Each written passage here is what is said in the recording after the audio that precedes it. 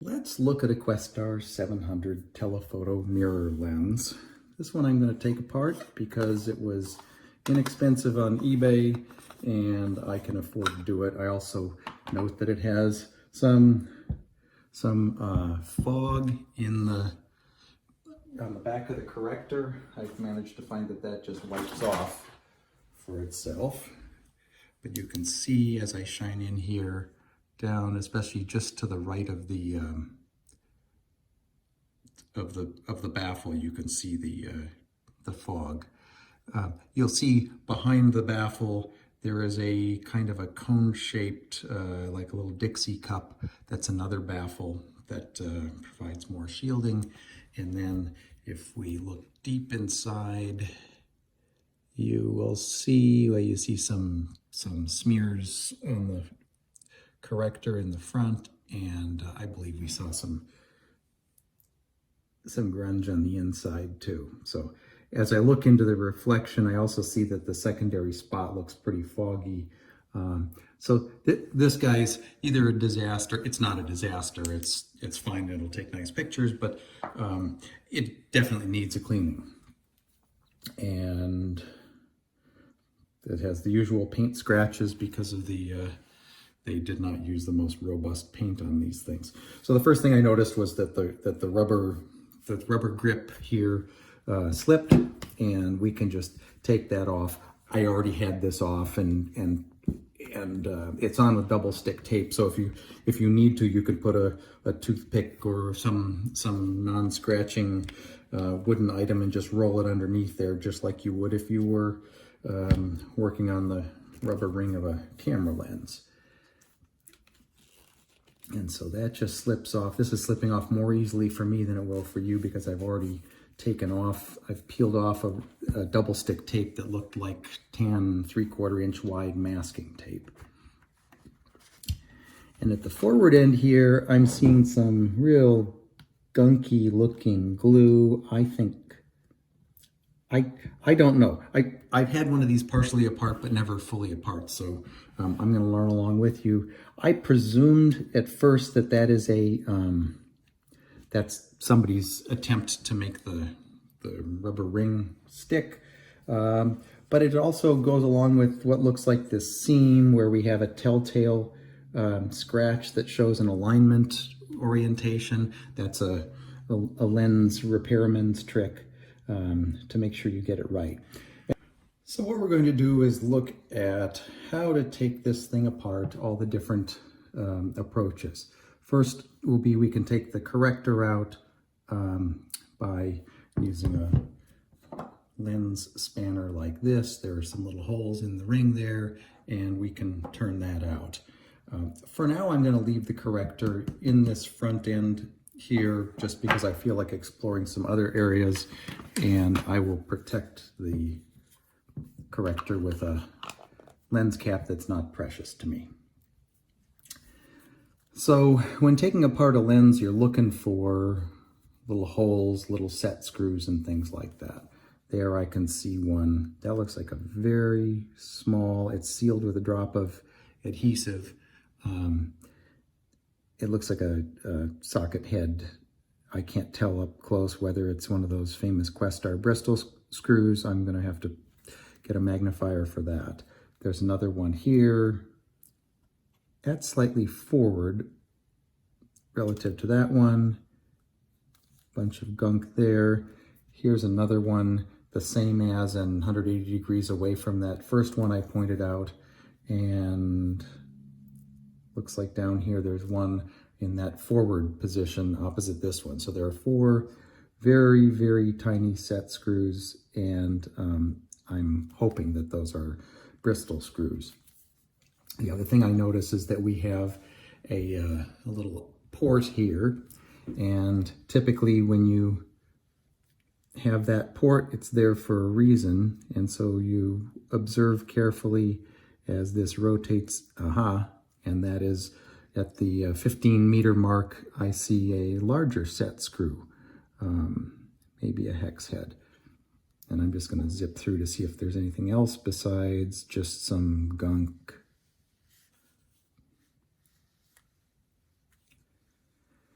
Let me tell you about these lenses. Part of what's cool about them, they have a new resurgence. Now, in the era of autofocus lenses and vibration reduction, they're virtually obsolete. But now we have camera bodies. I shoot a Nikon Z6, and it has in-body image stabilization that really works with lenses like this so that you can hand-hold them realistically in good conditions. And it doesn't turn it into an autofocus, but you will have focus peaking that really helps you visualize, even if your eyes aren't able to see the finder very well. If you're doing a fixed scene and you want to get razor sharp focus, you can also magnify your live view on your viewfinder and get a very sharp focus that way. So it's worth considering these actually as a lens to have and to use with your camera. Now I'm going to find the right tools to see what we can do here. I predict that either 2 or 4 of these will have something to do with being able to unscrew this element in front.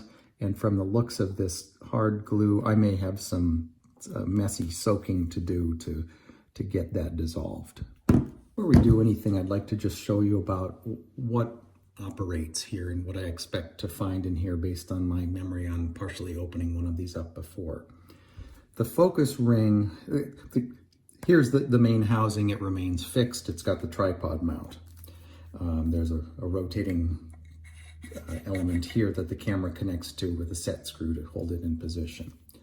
The focus ring appears to remain fixed with respect to the main housing. And I found that on camera lenses, when this appears to be true, it's actually on a very fine thread. And if you're threaded at 60 threads per inch or 40 threads per inch, it's only going to move a 40th or a 60th of an inch as it rotates through the one turn. So it seems to just be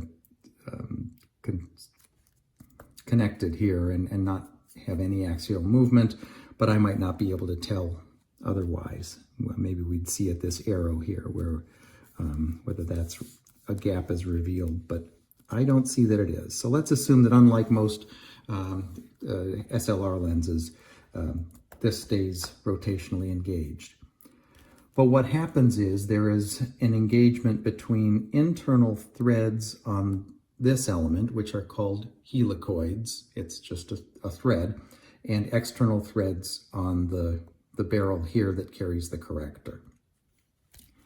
And so unlike a Questar telescope where there's a mechanism to move the mirror, in this case, the corrector and the overall length of the optical system changes. And that you can see as I turn this, you can see that extending. And then as I retract to focus toward infinity, it retracts. The big trick with helicoids is that they are often multi-start threads, and that means that there are probably 4 different ways for this to go back together and be properly oriented, and you need to get it the right way, which means paying attention when you're taking it apart, making a mark so you know how to put it back together. So right now I'm going to just start working on, see if I can loosen up some of these screws. I'm working on finding a glue for this. A solvent to dissolve the glue. I start with grain alcohol or rubbing alcohol. That didn't do anything to the glue, nor to the paint, thankfully. Same for gun scrubber, which is the same thing as brake clean, which is the same thing as perk, the dry cleaning fluid. Then we've got some Zippo lighter fluid. That didn't do anything, and so I'm doing a little test with Starbond glue removing debonder that one of my online friends recommended, and I've been glad to have. So this is kind of a gooey, drippy, about like nail polish consistency, and I just put it on a little segment here and on one of these set screws to see how it works. Looking at the set screw, it's much smaller even than the small Bristol screw that Questar uses, so it's going to be the smallest one in my set very likely. And if it's gummed up with glue, I'm going to have to take a needle to it or something to clean it out, or this just might not be the project for me. We'll see how that goes. So the Star Bond takes a little while, and I'm going to probably wipe it up a little bit so it doesn't drip. We'll get going on taking out the corrector here.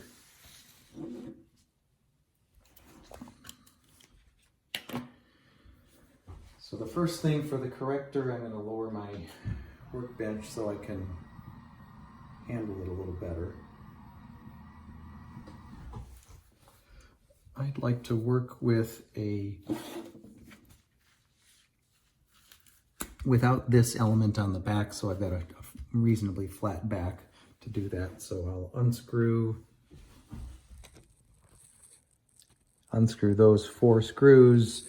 I'll probably also take off this bracket with its Allen screws, and that will let me get at the this rotational element, which feels dry, ungreased, so it goes between loose and rattly and fully locked with the set screw. I'd much rather have that with a kind of a smooth, silky, damped rotation. So we're going to detach these elements here. I've got my 7/64 Allen wrench, and as a bit of trivia, not when this is released, but before too long, go to inchmetric.com for my Allen wrench invention, and I won't tell you what it is here until it's released. All of these were kind of finger loose. I already tested those slot screws, and they were all not even requiring a handle for the screwdriver bit. They're just alarmingly finger loose, a little bit gouged up, but not badly abused. I use Brownell's screwdrivers that have this concave ground, so it's parallel at the tip, and those are a great way to keep these in good condition. The only ones that I've found that impressed me in a different way are there's a Swiss one, is it PB Swiss, and they have little ground off corners so that when you have a flathead screw, you don't scratch the tapered chamfer that it's seated in. Then I realized I could just take these and rub them on a little sandpaper and get the same effect as the Swiss ones, and I'm a big fan of Brownells. So we've removed that, the base for mounting. I've got 3 out of 4 working on the 4th screw. Again, I did not use the handle to untorque these. They were just loose. And so here we have the retention ring, just a flat ring. Then we have this, which is a very nice close fitting, should be lubricated, but it is dry as a bone.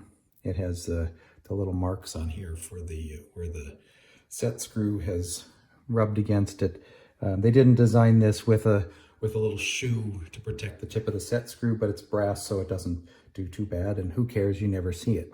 But when I've done these and they have just a light film of grease around the outside and on both faces, then it's just very smooth and slick, and I recommend that. So this gives us, once I remove the set screw, gives us a nice flat base to work with for undoing this. And there's so I'm going to first see what our dimension is if I need to adjust this. These are round holes in a metal ring, and it looks like it's all right. I'll see if it's loose just with a little nudge, and it's not. Now, hey, that's risky business. I'm going to show you one of my tricks for getting these loose without just putting a whole bunch of torque on it and risking everything going flying and scratching and damaging. And that is, we pound it with a hammer. And here's what I mean. I'm just going to give a little tap, forgive my hand being in the way, a little tap just to see if it breaks loose without trying very hard.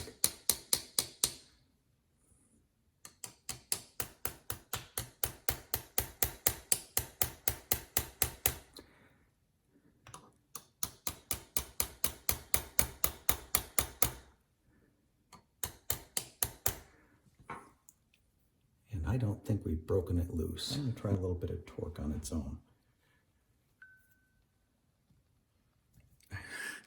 I'm more concerned about my hand than the lens. I had it up here, and if it slips, I'm going to put an emergency room gouge in my palm. So I'm going to instead, it really doesn't want to move. So I'll just give it a little torque, and I'm really not getting much torque at all. I'm going to get a little more aggressive with my hammer, but first I'm going to protect some surfaces here so I don't need to scratch them up just for the demo. There, that is my favorite blue vinyl tape from Protective Products, and it's used in very large scales to protect carpet and woodwork and things on construction projects. And I just happen to find that and like it. The only problem with it is you have to pay about 50 bucks an order because they don't sell in consumer quantities.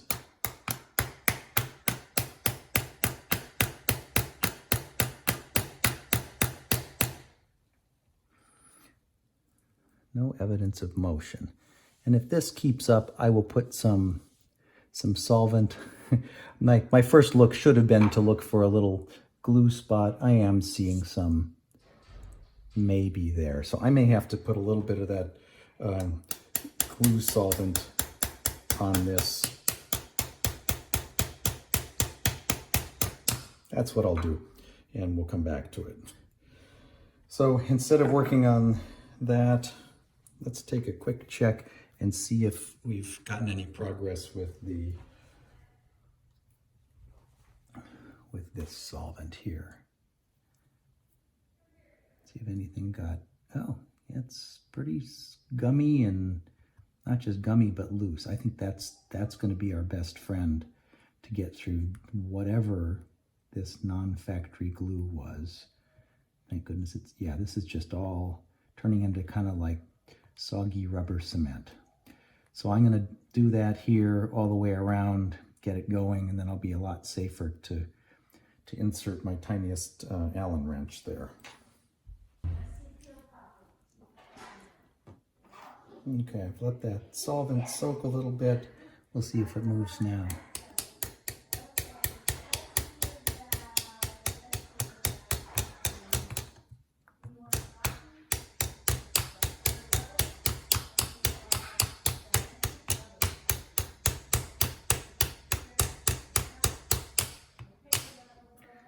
I'm not sensing any motion.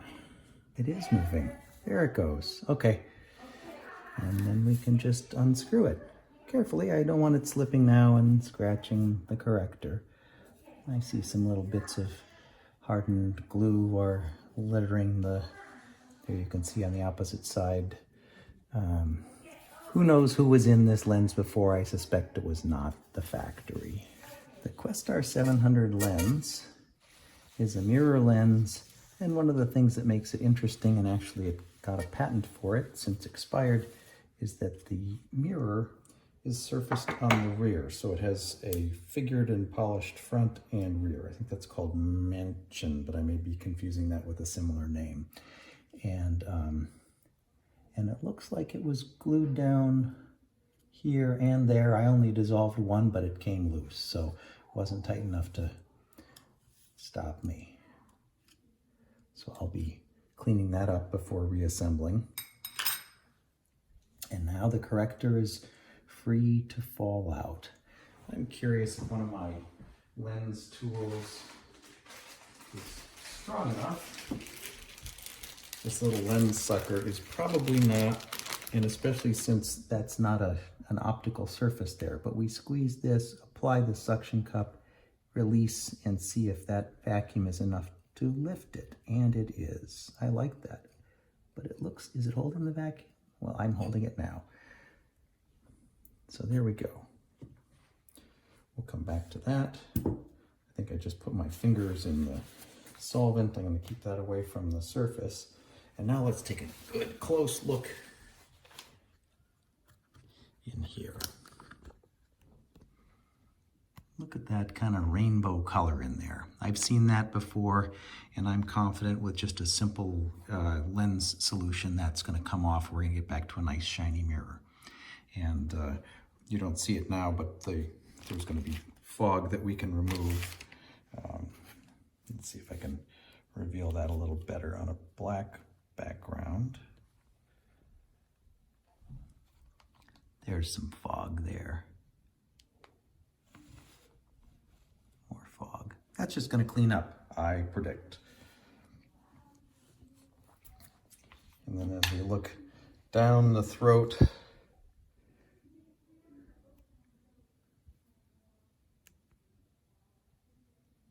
see if I can get it to focus deep in there. So, nothing terrible. I'm seeing a bunch of marks inside. I'll bet you those are somebody's knuckles as they're trying to clean that mirror down there. Not the best technique. The good news is, if that's all the farther they got into this, we might not see any amateur hour problems in there. Hope for the best. So here's the corrector. I'm just going to show you hopefully how it cleans up. And this is just a little alcohol on a swab. I've already puffed it with a blower. You can see that takes away the fog, and that's not moisture, that's dry now. It's all evaporated, and that's going to be all clean. So this is going to clean up beautifully and perform just as it should. Similarly, if we find some of that fog over here,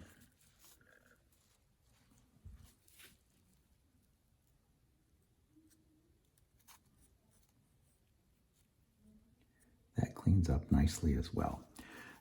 My experience is that the blackening on the edge of the corrector, and this is a very thick corrector compared to a Questar telescope, that blackening easily dissolves with just about any solvent. So stay away from it, or plan on removing some. The folks at the factory say, yeah, it doesn't really do much of anything anyway, don't worry about it. You're fine without replacing it. It's not going to impair the performance not to have it. So this little conical baffle is glued on. I certainly don't want to mess with it. I don't want it coming off, and so I'm going to keep my solvent away from it. I'm not going to dribble any solvent in here for cleaning. I'm just going to swab it and be restrained about it. Now it looks much cleaner, but as you can see, I've just done one pass. There's still some of these almost ultraviolet looking smears and smudges, as I have a high intensity halogen light reflecting on it. I'm going to work on those, and then I'll show you the result. By the way, I already made one mistake. I removed this corrector without paying any attention to its orientation.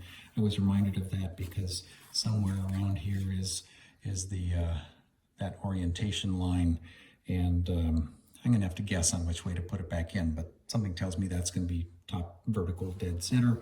And I also note that along the edge there was a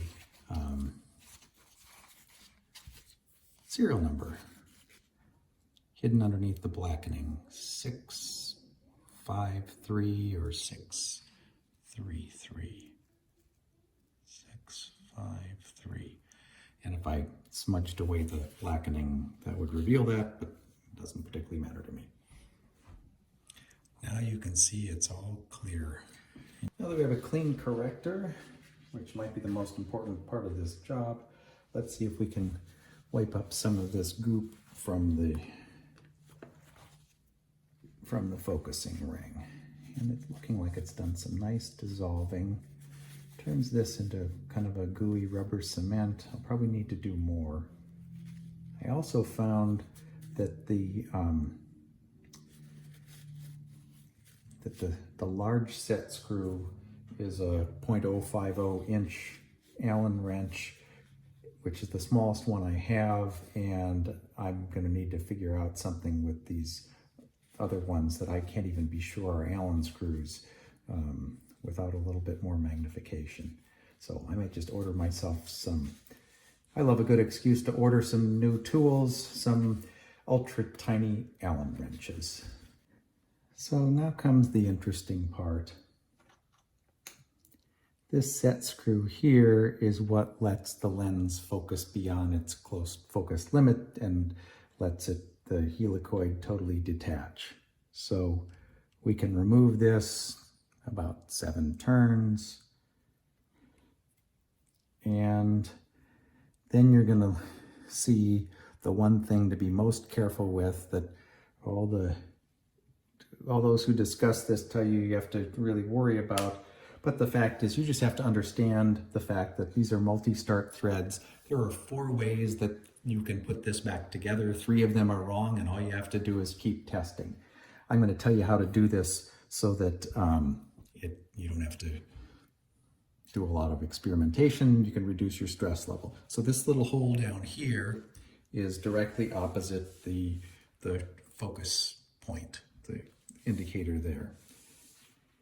And so what we do is we focus more closely and it releases. What I'm doing is I'm pulling on this because I want to know right when it releases. It just did.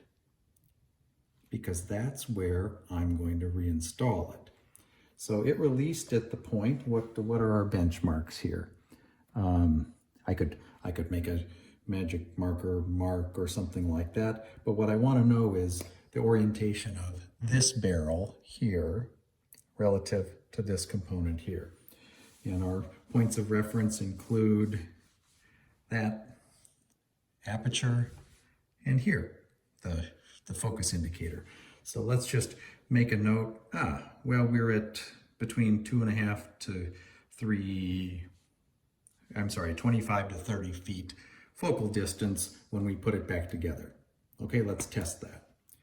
So now I'm going to put it back down. And what I want to have it end up with is it stops just after it hits infinity.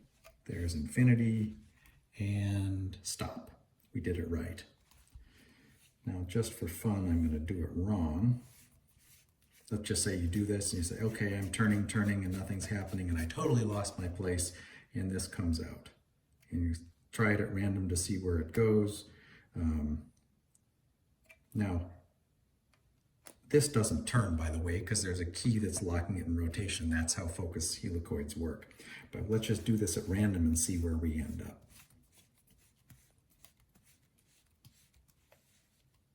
Okay, we're stopping at, well, that's just a little past infinity in reality, and our ring is going to give us the wrong information. Lens will work perfectly well, but the ring is wrong. So here's the way to recover if you didn't pay attention or you didn't watch this video. I'm going to undo it until it steps into the next spot.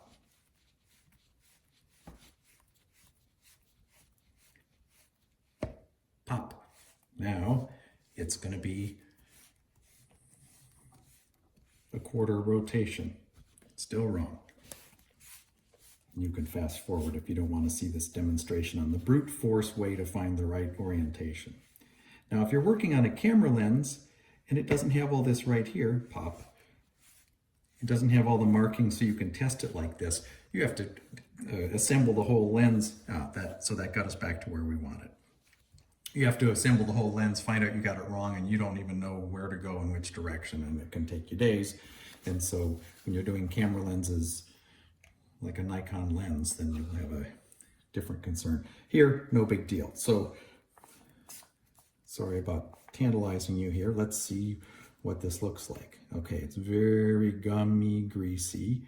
I'm seeing that slot, which is aligned with the focal point top of the lens. That's going to be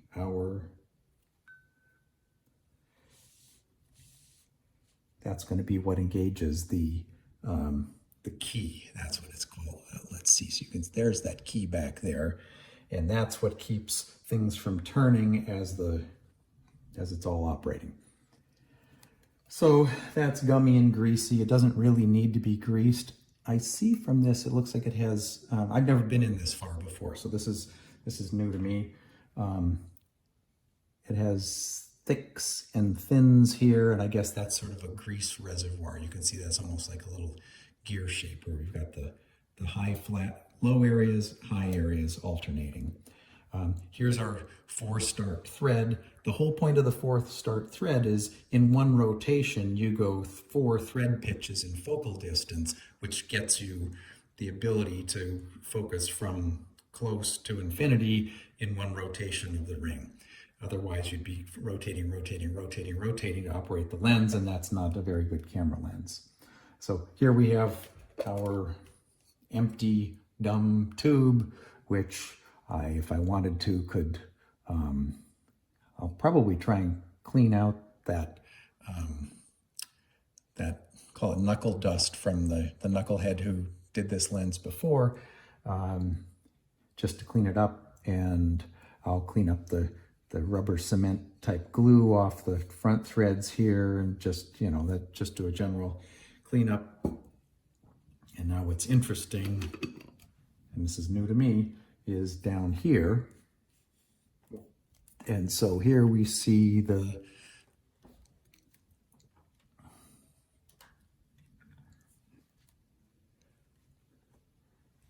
this turns without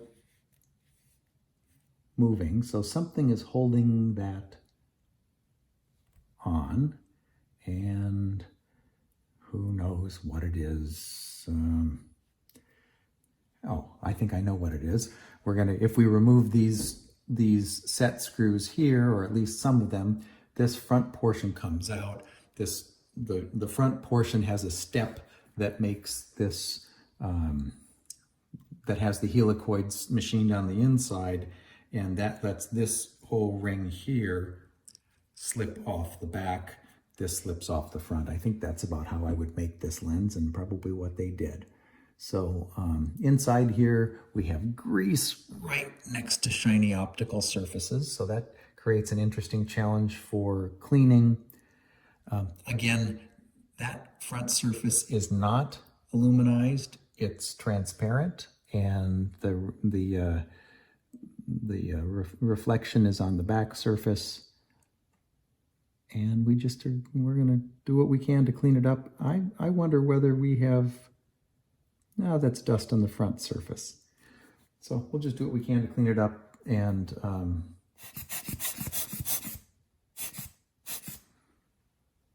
wish me luck. It's really, I'm not much better off working inside this greasy walled chamber with a slightly shorter focal distance than I am with the longer tube and a clean matte black interior.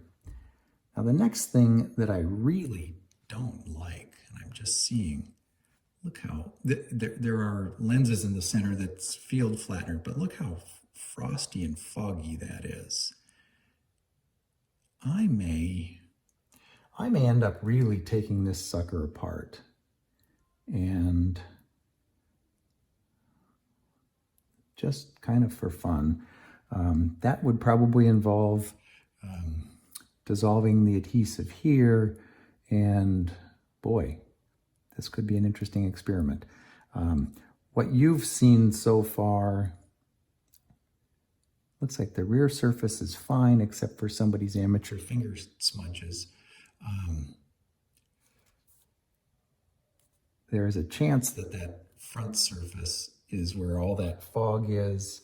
I would be very fortunate if I could just clean it down the throat there, but I don't know, we shall see. Well, let's continue the party here. I got a little bold, and I reached in here. I thought, well, let's see what happens if we just unscrew this central component.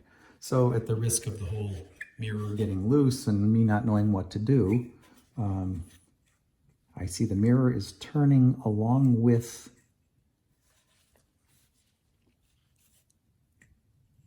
I'm not sure if you can see, but the mirror is turning along with this central tube, and Now it's not. Oh well, let's see what happens.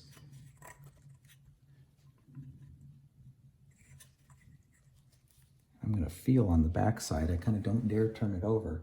Oh yeah, that's unscrewing from that area back there. I thought I was going to need to dissolve some adhesive, and I don't. So, there. That tells me I want to turn this sucker upside down and use this to lower the mirror out.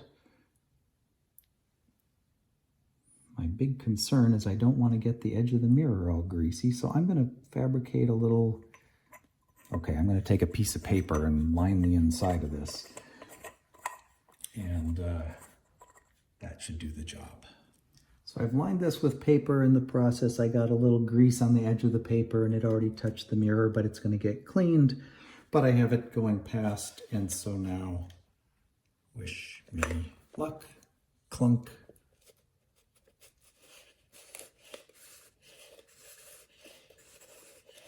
I don't know why I screwed that back in. There.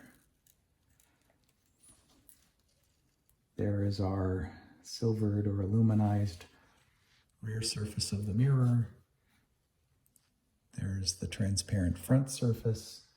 And, well, that's fun. Now, once again, I didn't pay attention to the orientation, but now I get to see the edge here. There's a letter C. There's the matching number.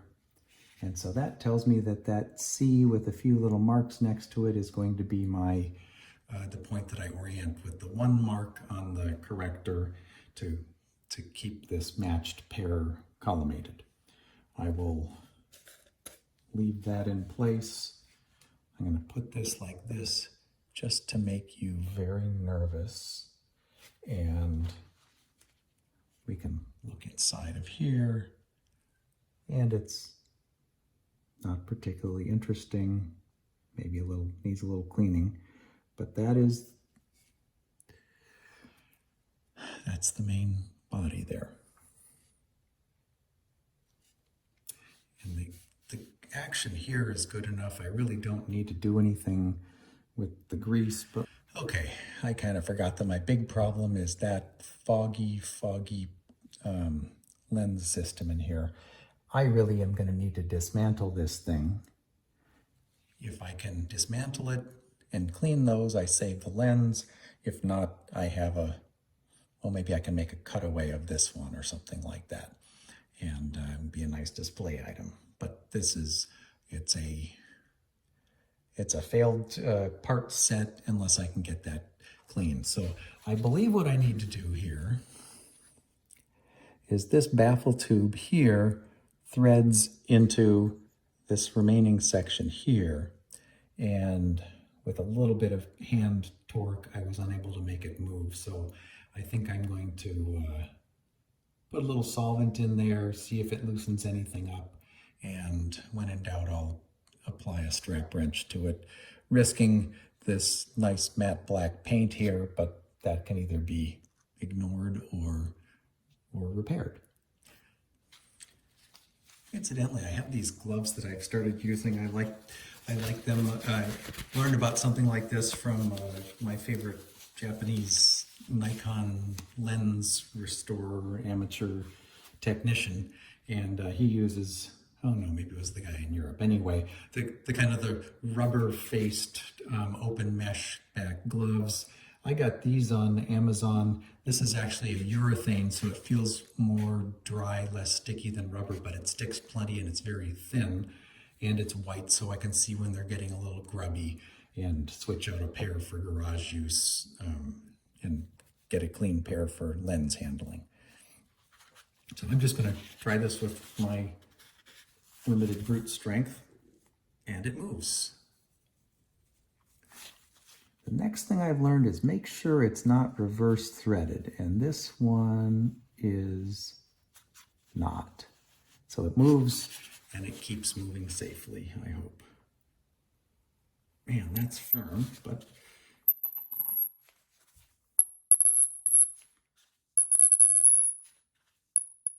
That's a bird call.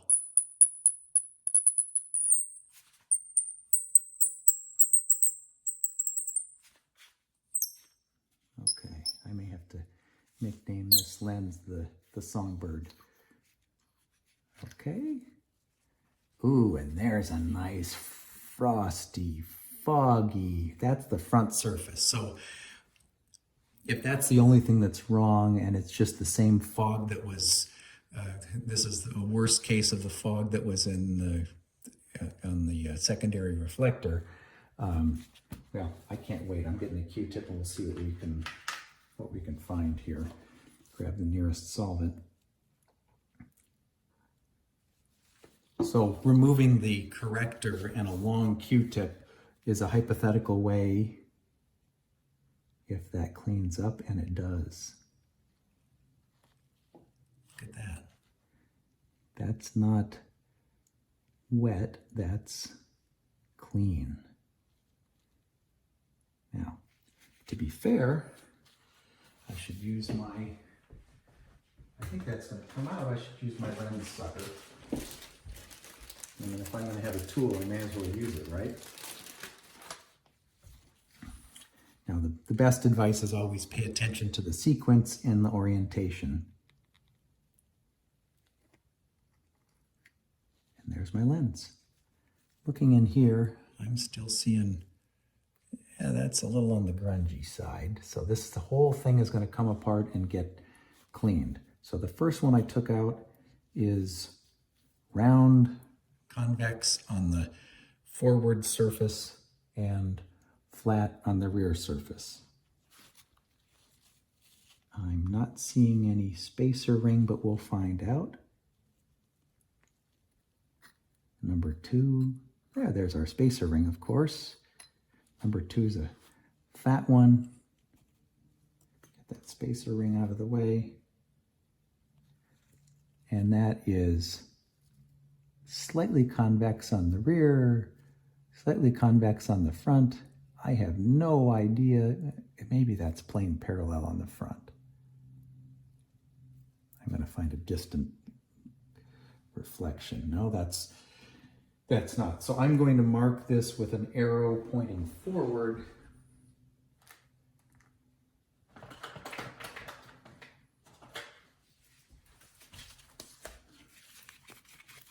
Like so. Forward. I'll do another one just because I can. And while I'm at it, I'm going to do it with this one pointing forward.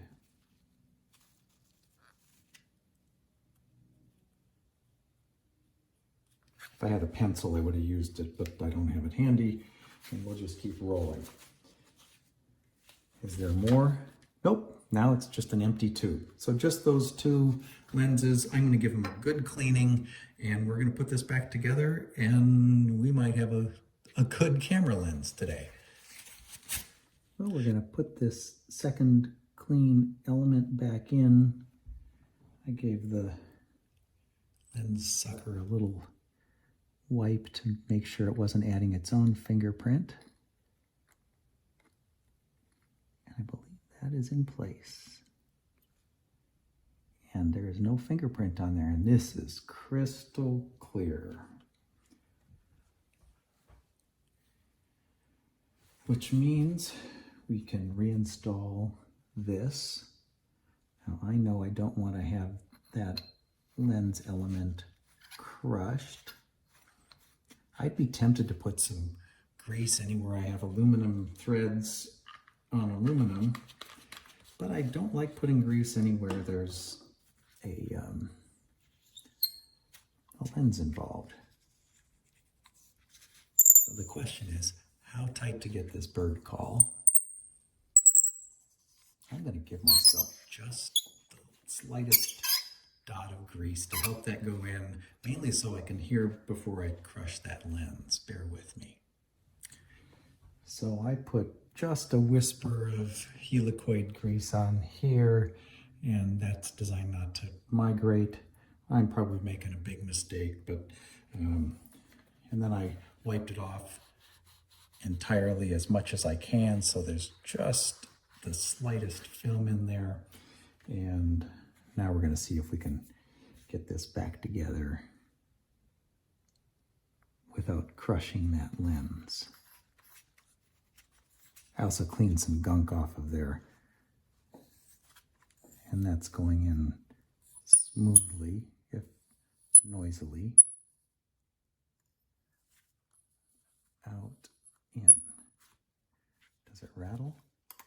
Very much.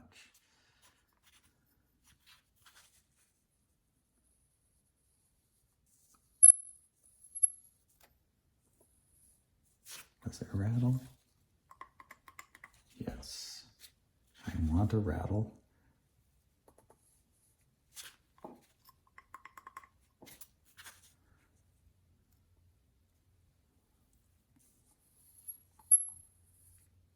Boy, those are almost like tapered pipe threads. That's not rattling. Back it off. Rattle.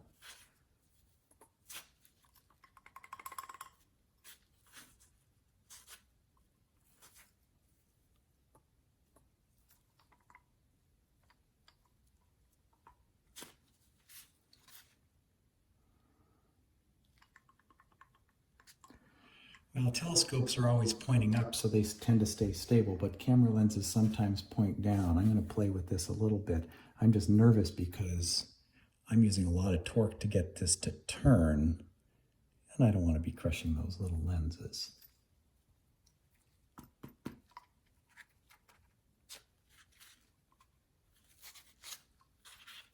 I'm not hearing it rattle. I really want to back it off. Okay. Good. Then my next job is to clean the mirror, reinstall it. Now, for the record, the mirror has I just have it face down on a paper towel. The mirror has a little clear gasket, mine was broken, that goes against this forward flange. And it has a little blue gasket that was on the rear that'll go around here. And then in the barrel, deep down in there, I can show you with a flashlight,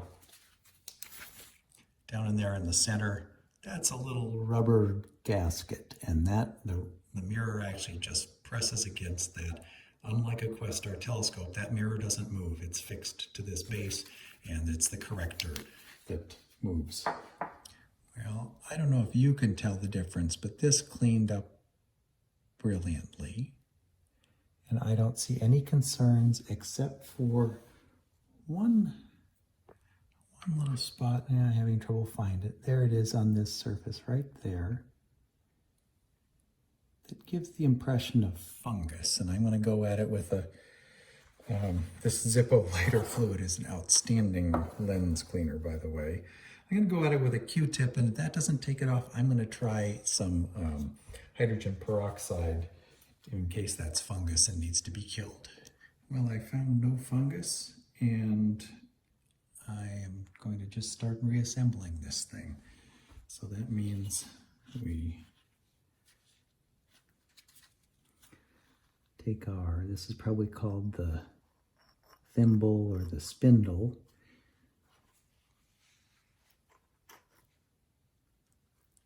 I'm going to pay attention to where on the mirror is that marking. I'm going to make a little marking on the back as well. So this is number 653. And there is my line for the C. And I'm going to I'm a little insecure that's not going to show through the little window there. I'm going to make some other marks here. And I am not going to be obsessive about re-greasing this because the grease is performing great. I know how to take care of it when the time comes without making it too big of a can of worms. I don't have to do anything optically with the corrector or anything else. So there are my main components. I'm just going to put it all back together here, and we'll start by relying on our, and after, by the way, after all that glue, I picked all the glue out of there after dissolving it. I'm going to get this installed back into the cam. Let's do some orientation here. At the rear, there is this 90-degree opening, a window. I'm not sure exactly what the function is, except it's going to be helpful to align the mirror. That is at the left quadrant. Note where these 4 attachment screws are for the mount flange, and with respect to this. So if I want to have my main marking this way, I'll be getting my 9 o'clock symbol at the center of the left window. And then when it comes to the corrector, I'm going to have the corrector just align with that. I think that's the easiest way to remember what I'm doing. So I'll double check what's on the back of my mirror, make sure I've got a good mark there. Maybe I'll put two lines out there that I can align with the center. I'm not going to worry about orientation yet. And we're going to get that threaded in.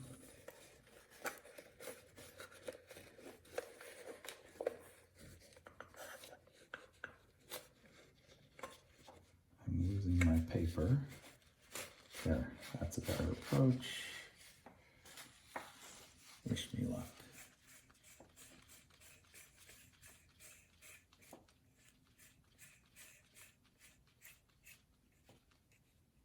Okay, snug. I'm going to loosen it just a hair. Stay out of that grease. And now let's see where we ended up. Well, I have 6 showing on the left, so I'm going to, oh, and that's really a thing of beauty, seeing that clear lens through there. Look how that cleanup worked. So I'm just going to nudge the mirror around until I'm happy with my orientation when I see the 9 over here. So I got that where I wanted it. And then you should have some nail polish on hand. I would say get some from your wife, but these days we say get some from your spouse. And this isn't meant to be anything high strength. It's just enough to keep this from turning. We know that we have to get that helicoid key that's in the back. I'm not sure how well I've showed that in the past, but that key to mate, so we don't have any choice which orientation this goes in, but we do have that choice. As I said, I think it was between 25 and 30 on the focus indicator. And so where'd our key go? There it is. Oh, the key's at the front by the arrow.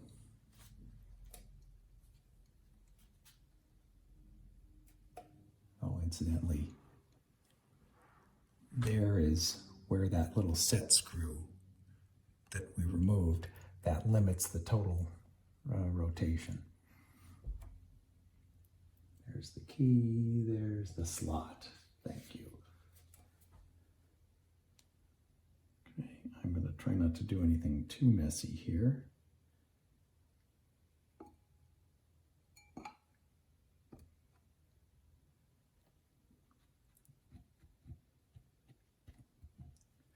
It is engaged. Now, we'll see if we got it right. We did. Okay. So then we'll be able to put the corrector in.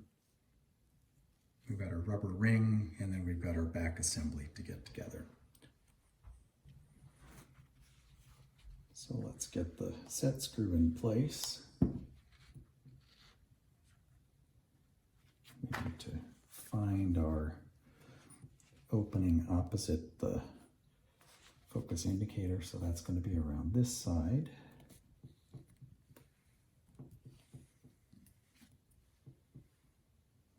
There it is.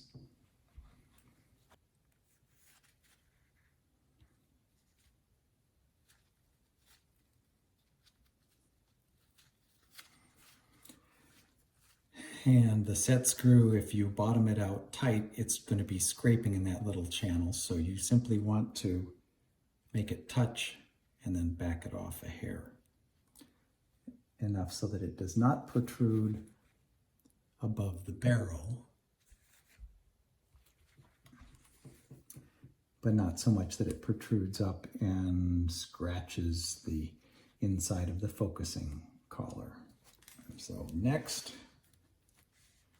is we're going to, let's do the corrector first while we have a flat bottom. Now I'm going to trust my lens sucker.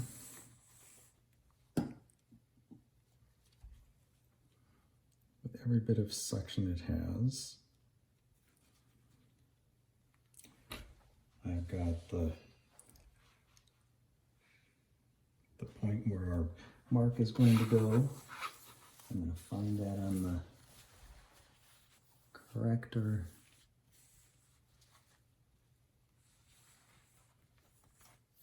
Where'd it go? There it is. And I'm not going to trust this at a great distance. There's my mark.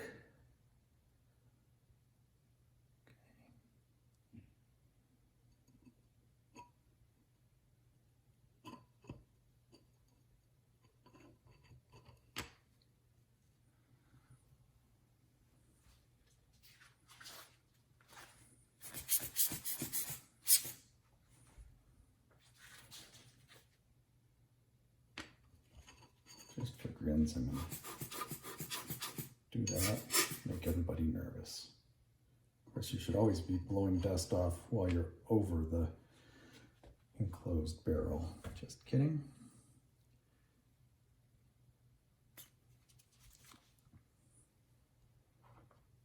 And then we'll get this installed. Of course, you know that this is extremely vulnerable to cross-threading, so the best strategy is to do it the wrong way until it pops. There.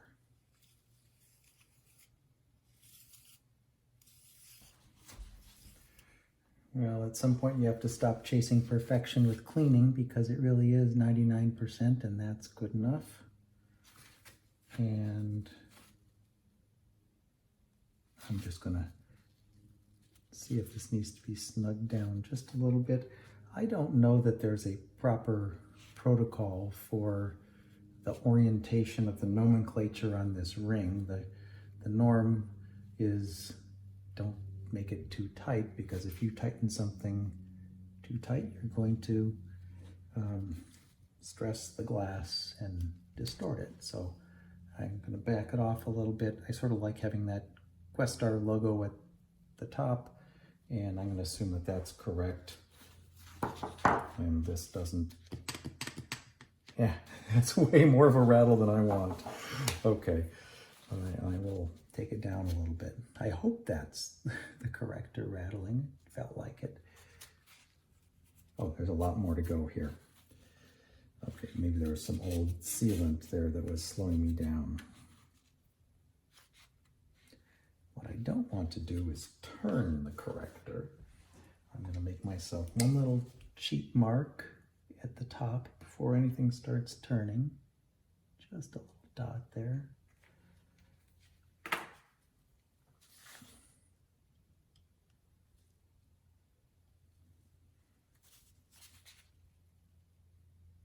And the corrector is not tempted to turn. And I've got the 700mm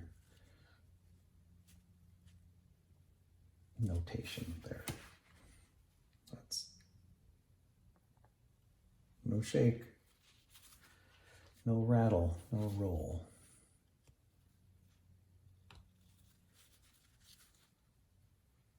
Take it off just a hair more. I'm comfortable with that. Okay, back end. I am going to thinly grease this face, this edge, and the back face of that flange.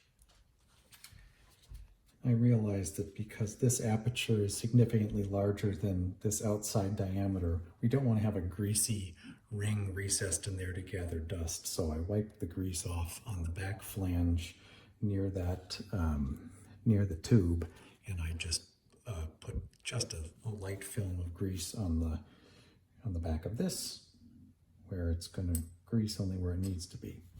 And then we'll get those screws in place and we'll be back in business. I have installed the mount.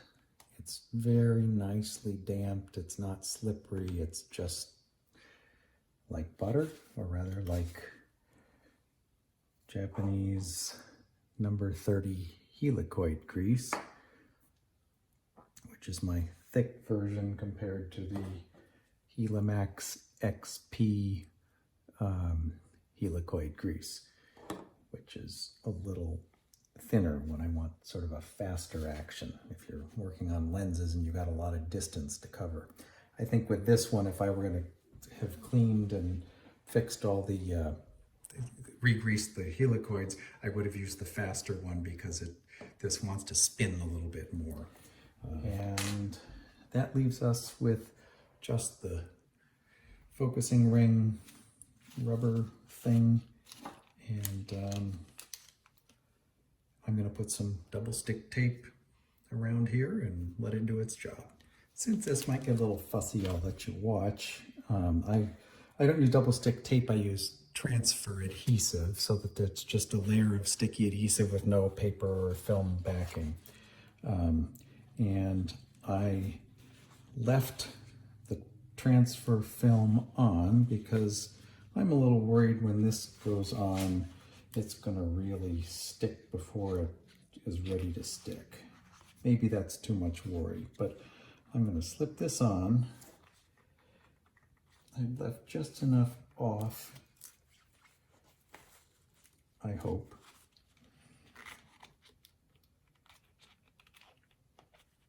And then I'm going to slip the transfer film out after it's in place, maybe.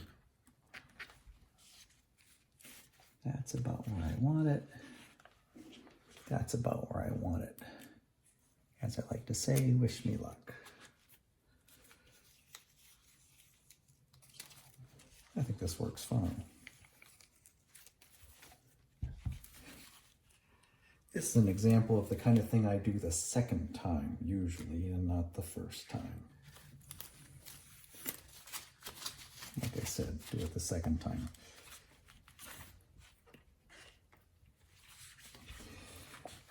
The other thing one can do is take a toothpick. This is usually when you're removing a lens rubber ring. You get a toothpick under there, you work it under, and then you roll it underneath to detach it. There. Well, I'm pretty happy with that. There we have a fully restored, previously unusable Questar 700 lens.